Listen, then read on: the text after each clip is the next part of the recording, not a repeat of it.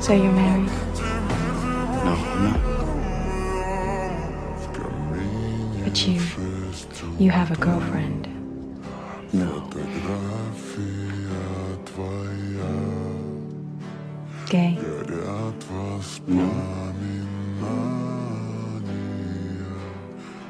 So tell me, Joe,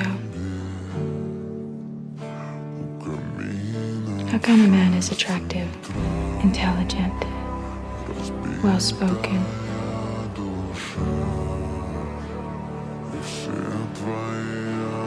diffident in the most seductive way, and yet powerful?